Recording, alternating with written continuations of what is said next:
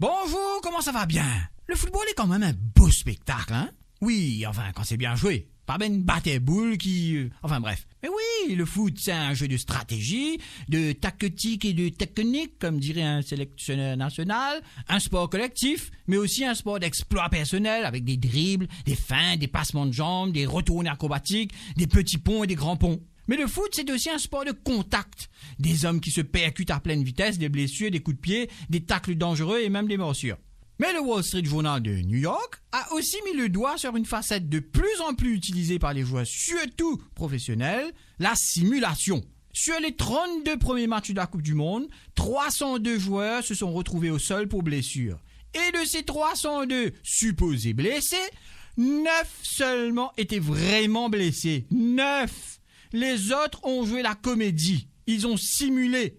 Et donc, on fait perdre un total d'1 heure, 58 minutes et 21 secondes de jeu. Et il y a un palmarès de simulateurs patentés. Et non, contrairement à ce qu'on pourrait croire, ce ne sont pas les Italiens qui sont les meilleurs simulateurs. Non, Bruno, non. Mais le Honduras. Et deuxième plus grand simulateur, les Français. La France a fait perdre 7 minutes et 19 secondes de jeu. Derrière le Honduras, 7 minutes et 40 secondes. Et plus une équipe gagne, plus les joueurs simulent les fautes pour gagner du temps.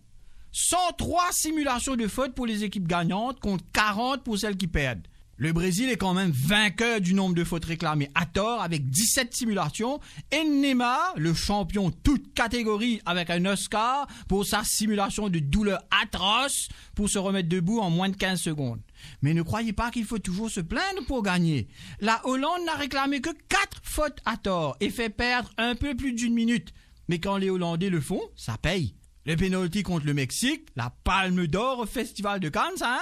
Gagner sans geindre. C'est donc possible.